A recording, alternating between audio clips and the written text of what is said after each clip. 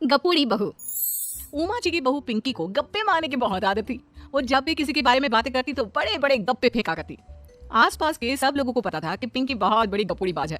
लोग उसकी बात पर विश्वास नहीं किया करते थे, लेकिन हाँ, उसकी बातें सुन सुन बहू, पड़ोस वाली शर्मा जी है ना, उनकी बेटी का जन्मदिन है, तुम भी चली जाना। ठीक है मम्मी जी, ये तो बता दो गिफ्ट में लेकर क्या जाना है? अरे लेकर क्या जाना है, 250 का लिफाफा दे देना, बस काफी है। अरे मम्मी जी, अच्छा लगेगा क्या? पड़ोसी है हमारे, हमें कुछ बड़ा लेकर जाना चाहिए। अरे बहू, इतना काफी है। जानती हैं आप, मेरे मायके में जब पड़ोस में किसी की बर्थडे होती थी ना, तो मम्मी कुछ ना कुछ गोल्ड का ही देकर भेजती थी। पड़ोसी के बर्थडे में सोना? ऐसी बातें करती हो। और नहीं तो क्या, आपकी तरह थोड़ी ना लिफाफा पकड़ा दिया। पिंकी शर्मा जी की बेटी के जन्मदिन में चली जाती है। अरे आज तो बड़ी सुंदर लग रही हो साड़ी में। जी मैं तो लहंगा पहनकर आने वाली थी, मम्मी जी नहीं मानी। अरे बेटा, बर्थडे पार्टी में तो साड़ी चल जाती है, मेरा मतलब शादी थोड़ी ना है। कैसी बात कर रही हैं आप आंटी जी? मेरे मायके में तो छोटे छोटे फंक्शन भी हम लोग लहंगा बनवाते थे बुटीक से, डिजाइन करवा कर। चाहे पड़ोस में किसी का जन्मदिन हो, मेरी मम्मी हमेशा बुटीक से नया लहंगा डिजाइन करवाती थी। मैंने तो ऐसा कहीं नहीं देखा। ये तो तुमने आज बड़े कमाल की बात बताई। अरे जाने दीजिए, कोई बात नहीं। और बताइए, आपकी बेटी नजर नहीं आ रही? अरे भाभी, मैं यहाँ हूँ। ये देखिए मेरा ड्रेस कैसा लग रहा है? ठीक ही है, मतलब बर्थडे के हिसाब से थोड़ा हल्का है ना। अरे भाभी, इतना सुंदर गाउन पहना है मैंने। मैं ना शादी से पहले अपने बर्थडे पर हमेशा जरी वाला लहंगा पहना करती थी। यही मैं तुम्हारी मम्मी को भी बता रही थी। इसके बाद केक काटने का प्रोग्राम शुरू होता है। अब लोग इकट्ठे हो जाते हैं। शर्मा जी की बेटी का केक देखकर पिंकी से रहा नहीं जाता। उसके अंदर का गपोड़ी बाज बाहर निकल कर आ जाता है। अरे इतना छोटा सा केक? अरे बेटा, मेहमानों के हिसाब से ही है, जितने लोग इतना बड़ा केक। आंटी जी, कम से कम 4 या 5 मंजिल वाला केक तो बनाना चाहिए था। आपकी बेटी का बर्थडे रोज रोज थोड़ी ना आता है। मेरे बर्थडे पर हमेशा पापा 4 केक बनवाते थे। सारे केक 4-4 मंजिल के होते थे। वहाँ पर सारे लोग उमा जी के मोहल्ले के ही थे और वो पिंकी के गप्पे मारने की आदत से अच्छी तरह वाकिफ थे, इसलिए सब लोग उसकी बात सुनकर हंसने लगे, लेकिन किसी ने पिंकी से कुछ नहीं कहा। एक दिन सुबह सुबह पिंकी ने अपनी सास से कहा, मम्मी जी, मेरे मम्मी पापा मुझसे मिलने के लिए यहाँ आ रहे हैं। अरे वाह, ये तो बहुत अच्छी बात है। क्या आने की तैयारी करो, अच्छा अच्छा खाना बनाओ। वैसे कब तक आएंगे? मम्मी जी फ्लाइट से आ रहे हैं, कल शाम को 4 बजे की फ्लाइट है। फ्लाइट? लेकिन बेटा, तेरा मायका तो यहाँ से 2 घंटे की दूरी पर है। तेरे मम्मी पापा फ्लाइट से कब से आने लगे? अरे मम्मी जी, आपको पता नहीं है, मेरे मम्मी पापा ना आधे घंटे की दूरी के लिए भी फ्लाइट का टिकट बुक करवाती है। अरे गप्पे थोड़े कम मारा करो बहू। कोई फ्लाइट से तब आएगा ना जब यहाँ पर एयरपोर्ट होगा। तुम्हारी मम्मी क्या उड़कर आएगी घर में?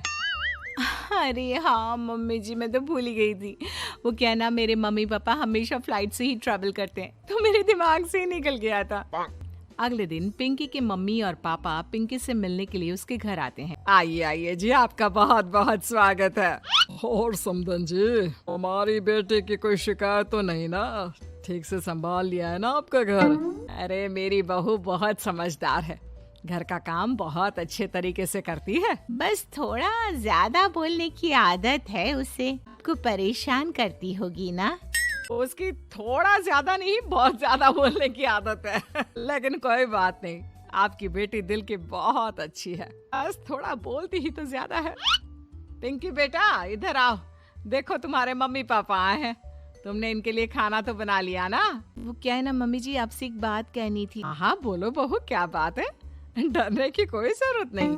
वो मम्मी जी, मैंने सोचा मम्मी पापा आए हैं तो खाना बाहर से मंगवा लेती हूँ। अरे कोई बात नहीं बेटा, वैसे भी तुम किचन में काम करने लग जाती तो अपने मम्मी पापा से बात कब करती। बहुत अच्छा किया।